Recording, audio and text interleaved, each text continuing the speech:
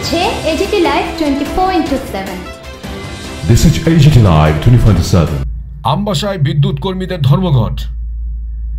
প্রাপ্য বেতন কেটে নেওয়ার ফলে ফেডকো পরিচালিত আমবাসা বিদ্যুৎ বিভাগের শ্রমিক তথা লাইন কর্মীরা দীর্ঘ সময় কাজ বন্ধ করে প্রতিবাদ জানান এজেন্সির বিরুদ্ধে। ফলে মহকুমার নানা প্রান্তে দীর্ঘ সময় বিদ্যুৎ চলাচল বন্ধ থাকে। বিদ্যুৎ পরিষেবাকারী এজেন্সির লাইন স্টাফদের বক্তব্য, জুন মাসে তাদের প্রাপ্য বেতনের টাকা কেটে রাখা হয়েছে। শ্রমিকদের দাবি, তারা তো সবসময়ই কাজ করে সময়ের মধ্যে করার চেষ্টা করে, তাহলে কেন তাদের বেতন কাটা হবে? এই নিয়ে লাইন স্টাফদের বক্তব্য তুলে ধরা হচ্ছে। Bureau report, AGT Live 24/7।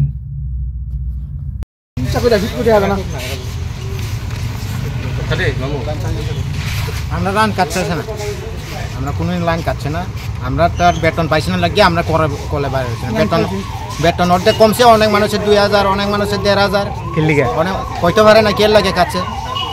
এটা তো আমরা কইতে পারি না অফিসিয়াল কেমনে বেতন কাটতে দিচ্ছে। তো এইটা তো তোমরা তাইলে ওখানে আর কাজে যাইতে না? না, ওখানে আমরা বেতন আজকে ঢুকলে আমরা কাজে বার হইব।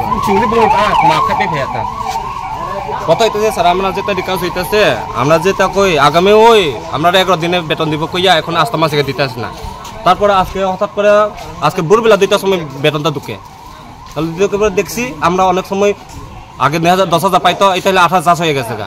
তখন কইতেছে এসডিএম সাহেব কইতেছে বলে 5 দিন অপেক্ষা করো, আর আরেকজন কইতেছে বলে 7 দিন, আর গাড়ি যে টেন্ডার দেয় তাই বলে 1 মাস। তাহলে আমরা কোন তার বিশ্বাস করতাম? করছে জিগাইছিল, তারপর তো হে চুপচাপ করে বেড়ে গেছে। আমি হেডে জিগাইছি যে তুমি তেল টাকা পাইছে না, এই তো আমরা কোনো কিছু কই না যে আপনার গাড়িটা একটু দিয়ে দে, আমরা কল দিই, এই সময় আমরা কোনো কিছু কইছি না। তারপর হেডে যুক্তি দিয়ে পরে, তাহলে আমি কইছি কি লাগে যুক্তি দিতেছ, আমরা তো এই সময় কইছি না। তাহলে আজকে আমরা পেট ব্যথা হয়েছে আমরা জানি, যে সময় তোমার পেট ব্যথা তুমি জানি, আমরা কোনো কিছু কইছি না। তো এটা যুক্তি দিয়ে আমরা মানছি না আর কি, আমরা মানতেই পারতাম না, কারণ আমরা আজকে বেতন ঢুকাইতেও লাগবো। তারপর আমরা কলেজ যাবো, আমরা সবাই আছে, আমরা যে সব স্টাফ আছে, আমরা ইচ্ছা হয়েছে আজকে বেতন ঢুকানো লাগবো।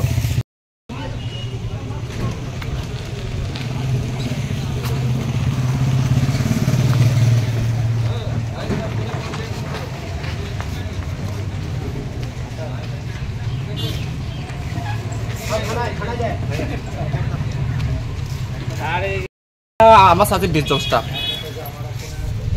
কয়দিন ধরে বেতন হয় না?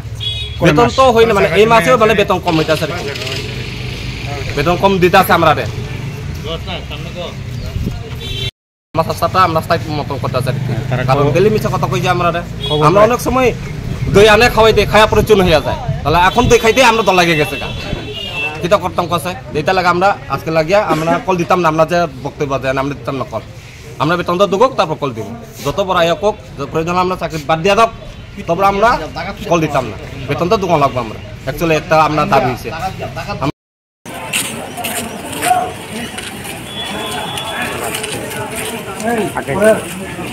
তুমি সামনে থাকো, এক থেকে শুরু হইব।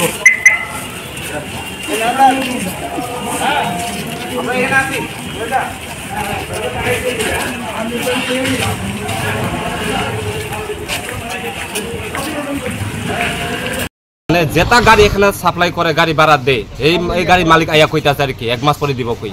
তাহলে আমরা কি বিশ্বাস করা যায়? আগে 11 দিন বেতন এখন পাইতাছে না। গাড়ি বল তো সুমন না, নাম তো ফুলতম জানি, আমরা সুমন করে ডাকি হেরে, এই আপনার এসএম লগে যুক্তি দিয়েছে কিন্তু আমরা মানছি না, কারণ আমরা তো এখানে আইয়া কাজ করতেছি টাকা লাগিয়া। কি যুক্তি দেয়? আইয়া কই মানে কলেজ যাইতো, কিতা করতো, তাহলে আমরা যে